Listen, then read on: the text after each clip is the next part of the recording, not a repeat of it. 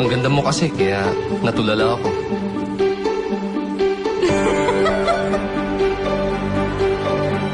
Ano bang tipo mo sa isang lalaki? Mabait, marespeto, yung simple lang.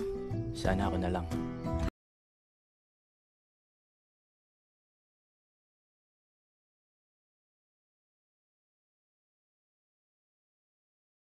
Ngiti-ngiti ka pa dyan, pasalamat ka, gwapo ka. Salamat. Ba't di nagkatagpo? Bakit tuloy nagkalayo? Bakit mayroon pang nadarama? Kayong hindi na tayong dalawa. Bakit? Aba, nagti-TikTok na naman ang bruha. Inday? Inday? Yes po, ma'am. Kailan lang tayo bumili ng toothpick, di ba? Bakit naubos agad? Ewan ko nga po, ma'am. Kapag ako po ang gumagamit, sinusoli ko naman eh. Palaging ikaw ang nais makita. Ngunit lagi ang aking nadarama. Sama niya,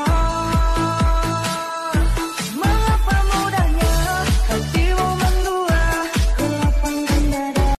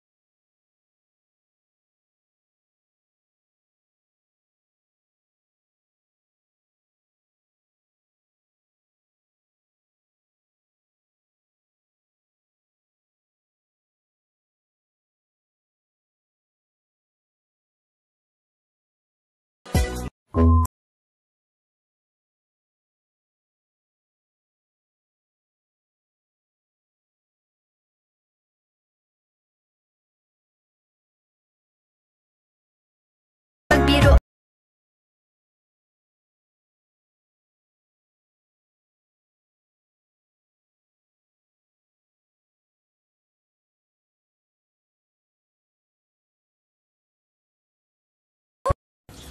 Nika, ilang taong ka na?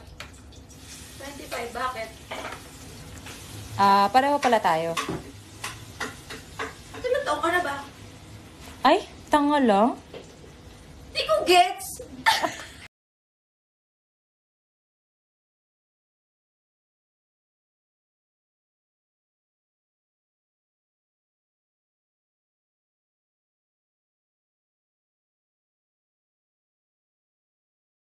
Pero anong ginagawa niyo after kayo nag-sex?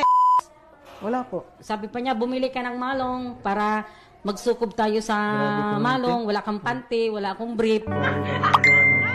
Alam mo, sana tayo. Yung mga sinasabi mo eh. My goodness.